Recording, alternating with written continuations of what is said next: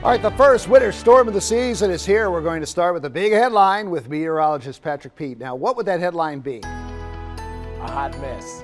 An entire hot mess, except cold.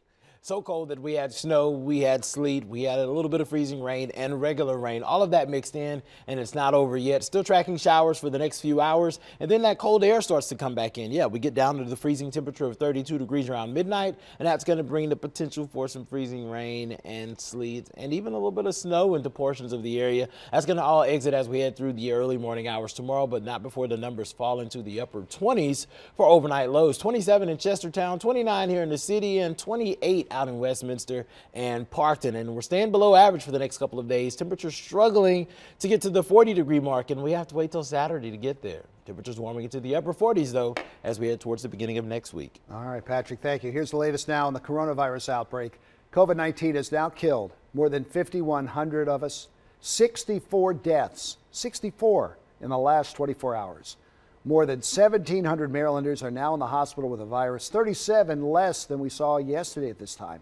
There are 2,405 new cases of COVID-19. The positivity rate has dropped slightly to 7.49%. A judge in Anne Arundel County issued a temporary restraining order blocking its order that banned indoor dining. That was set to go into effect at 5 o'clock. Until a hearing on December the 26th, restaurants in Anne Arundel County can allow indoor dining at 25% capacity. County Executive Stuart Pittman altered new restrictions that went into effect earlier today. Outdoor dining will now be allowed as long as no more than 50% of tent sides are down. This is set to run through January the 13th. Local restaurants have to rely on takeout and delivery to make ends meet, and today the mayor, Brandon Scott, and other city leaders kind of discussed a new way to help, and that includes legislation to cap on the fee that third-party delivery services can charge. Unfortunately, those third-party apps are charging upwards of 30%, which is a major hit for our small businesses, for our employees at those small businesses throughout the city. So it's critically important that we do something. Councilman Eric Costello is the lead sponsor on this bill, backed by the council president and mayor.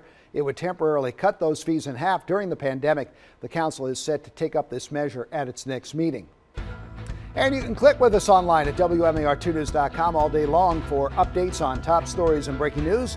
Also for news and weather, while you're out there on the go, you can download the WMAR2 News app in the App Store.